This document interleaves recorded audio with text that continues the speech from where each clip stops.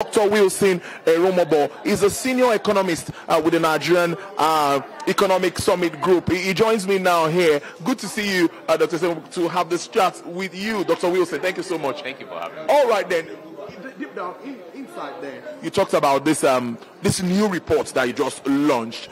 Tell us more about it and how, of course, how it affects this theme of this event today, which is the reform imperative, building a prosperous Nigeria for 2030, right?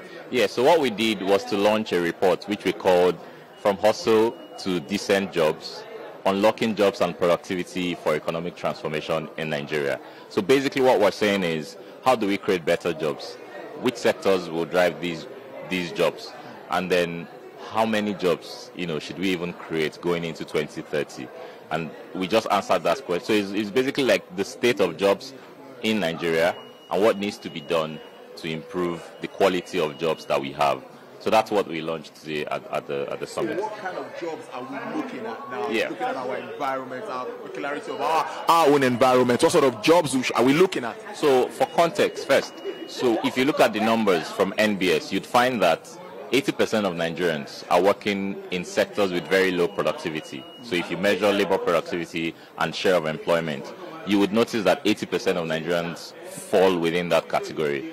And then so informal employment is about 92% of total workers in the country. So what this means is that there are a lot of people that are clustered in low productive sectors. Most people are just hustling. They're doing day-to-day jobs, laborers, POS merchants, petty trading, and all of those things. And what we concluded is that if we continue with this trend, those jobs are not enough to lift people out of poverty, those kinds of jobs. So we need better jobs. We need to open up key sectors that contribute mid to high level productivity jobs. We're talking of agro-processing, manufacturing, construction, ICT was one of the sectors, and then professional services. So we're looking at maybe research, consulting. We think more Nigerians, and these sectors can absorb more Nigerians if they're properly trained to do this work. And so the key or the thrust of our arguments is that the private sector has to expand for that to happen.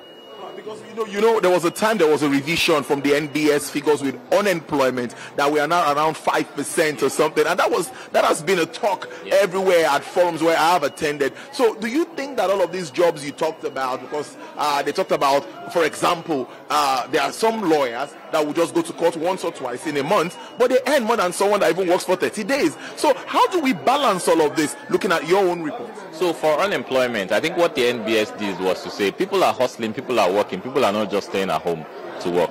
But one thing I would say is that if we quote that unemployment number of 5% or 4.3%, depending on the quarter that you look at, we have to also quote the figure that says 92% of Nigerian workers are in informal employment. So even if you say people are working, what kind of, is it quality jobs? So people are hustling, and what we're arguing is that we need better jobs. So whether it's 5%, there are arguments with the methodology that, why should we have same unemployment as France and some of the other, advanced countries? But they don't have over 90% in informal employment. So both statistics must go hand in hand to tell you that there is still a job problem. There's a labor market problem. And we contextualize it in a way that it's not just a labor market crisis. It's a developmental challenge that we have to fix. So finally, back home, looking at Nigeria, which is what we are talking about, and that's why we are here. Do we have quick wins to address this issue of unemployment? You talked about some sectors. How easy? It's not very easy to get into some of those sectors. They seem to be capital intensive, meant for the big boys in some cases. Well, I think there are quick wins. Not everyone will be capital intensive. But one of the things, before we even move to the sectors, you see, skills development is something I think we've overlooked. There's so many training programs in government here and there. What you find is when these people get trained, where do they get to deploy that skills? In fact, some of those guys with tech skills, they go abroad. So it's just like we're training people for other countries, which again, not necessarily a bad thing. But the reason why they go abroad is because they can't find opportunities here. And so that's the opportunity that we have to create. So skills development has to be tied to industrial needs. So don't just train people for foreign countries. Ask our private sector, what do you need? What skills do you need?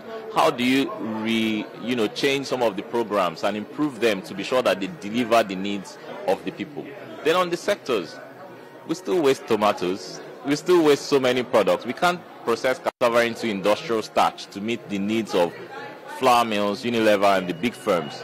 These are opportunities that I think can be leveraged. Policy needs to unlock these opportunities, provide access to clean water in places where you have these raw materials, access to infrastructure, energy, solar, and all of those things. I think a combination of that, but there has to be that intent from governments, from the policy side, to want to do that micro work of ensuring that people can invest in key sectors. So outline this. And one of the things we also argued is that everything has to be coherent in an industrial policy for the country, because otherwise everybody will just keep doing one or two things and we're working in silos as we've always done in the past.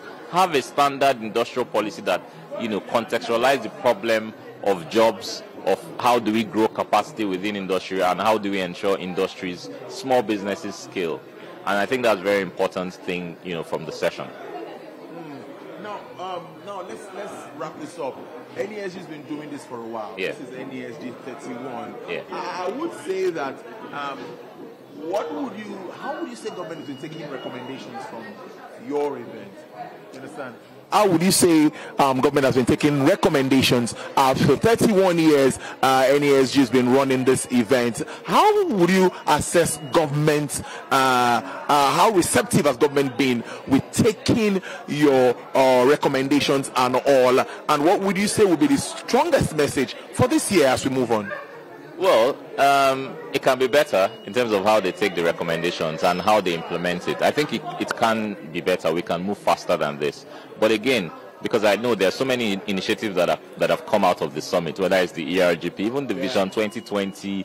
I led part of the team on the development planning 2021-2025. Even things like the ease of doing business, the Presidential Enabling Business Environment Council, which solved some of the issues we had at the port and so many other issues, came out of the summit. I remember that summit where we brought one of the former Prime Minister of Georgia to come tell us how he resolved doing business issues in his country. And that led to that PEBEC, the creation of PEBEC and many other initiatives. So yes, there's been maybe one or two areas where the summit has delivered in terms of programs and impactful programs. But I think it could be better. I mean, we could always have this conversation. But what I always say is that if we don't stop talking, if we don't stop dialoguing and having these conversations, who knows where we would have been by now. So the summit is also a way of putting pressure on government and saying, look, the private sector is here, we're looking at you, we need better policies, and this is how we think you should do it. So yes, maybe next 50, hopefully we won't be talking about access to finance, poor access to finance, poor access to electricity. So maybe next 50, I don't know. I hope by then these are not the issues we're talking about, and we're talking about how to go to the moon or something. But yeah, I mean, it's always a pleasure being part of the conversation. Dr. Wilson Erumebor is a senior economist with Nigerian Economic Summit Group. I must thank you so much for having this conversation with us at TVC News. Thank you. So you've heard it from